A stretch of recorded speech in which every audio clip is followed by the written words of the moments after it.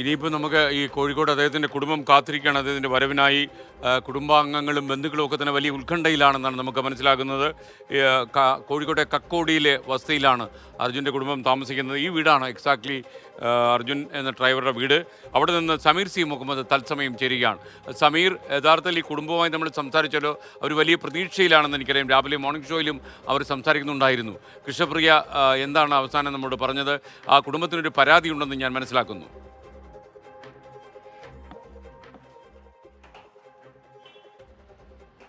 SKN Arjun അപകടത്തിൽപ്പെട്ടു എന്ന് 2 ദിവസം മുമ്പ് അധികൃതരെ അറിയിച്ചിരുന്നു. പക്ഷേ ഒരു വിധത്തിലുമുള്ള നടപടിയും ഉണ്ടായില്ല. പിന്നീട് വാർത്തകൾ വന്നതിൻ്റെ പശ്ചാത്തലത്തിലാണ് ഈ കാര്യങ്ങൾ കുറച്ച് ഗൗരവത്തിലെടുക്കുകയും മുഖ്യമന്ത്രി പിണറായി വിജയൻ ഇതിനകത്ത് ഇടപെടുകയും അതുപോലെ പ്രതിപക്ഷ നേതാവ് VD സതീശനും ഇടപെടുന്നു.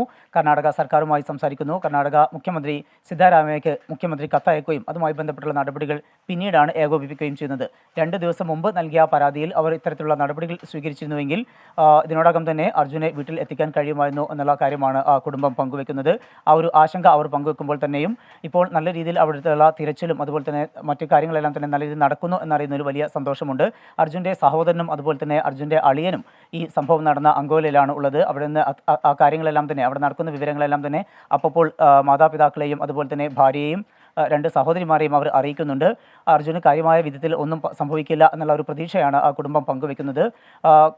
3 മണിയോടുകൂടി ജില്ലാ കളക്ടർ ഇവിടെ എത്തിയിരുന്നു. ഉത്തര കന്നഡ ജില്ലാ കളക്ടറുമായി കോഴിക്കോട് ജില്ലാ കളക്ടർ സ്നേഹിൽ കുമാർ സിംഗ് ഏറെ നേരം സംസാരിച്ചിരുന്നു.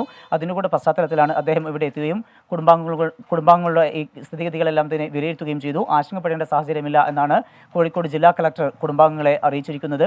എല്ലാ കാര്യങ്ങളും നല്ല രീതിയിൽ നടക്കുന്നുണ്ട് എന്നും മെറ്റൽ ഡിറ്റക്ടർ ഉൾപ്പെടെ എത്തിച്ചുകൊണ്ട് വിശദമായിട്ടുള്ള പരിശോധനയാണ് അവിടെ നടക്കുന്നത്. അതുകൊണ്ട് തന്നെ അർജുനെ സുരക്ഷിതമായി കൊണ്ട് തന്നെ നാട്ടിലെത്തിക്കാൻ കഴിയും എന്നുള്ള ഒരു ശുഭാപ്തി വിശ്വാസമാണ് ജില്ലാ കളക്ടർ കുടുംബാംഗങ്ങളുമായി കൊണ്ട് പങ്കുവച്ചിരിക്കുന്നത്.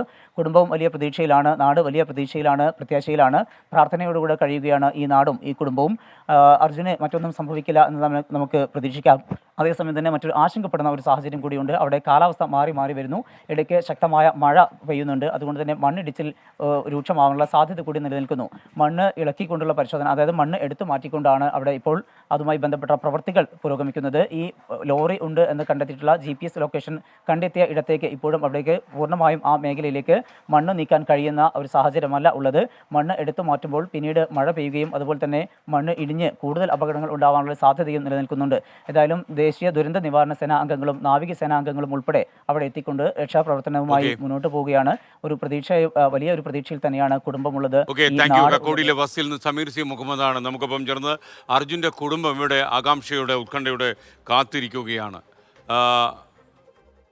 ഒരു യൂട്യൂബിലൊരു മുഹമ്മദ് പറയുന്നത് ചിലപ്പോൾ കൂടുതൽ ലോറികൾ ഈ പറയുന്ന സ്ഥലത്ത് ചിലപ്പോൾ മണ്ണിനടിയിൽ കാണുമെന്ന് അദ്ദേഹം പറയുന്നു. അത്തരം കാര്യങ്ങളും നമ്മൾ പ്രചരിപ്പിക്കാൻ പാടില്ല. കാരണം അവിടെ ശാസ്ത്രീയമായി തന്നെ തെരച്ചിൽ നടത്തുകയാണ് ഏജൻസികൾ.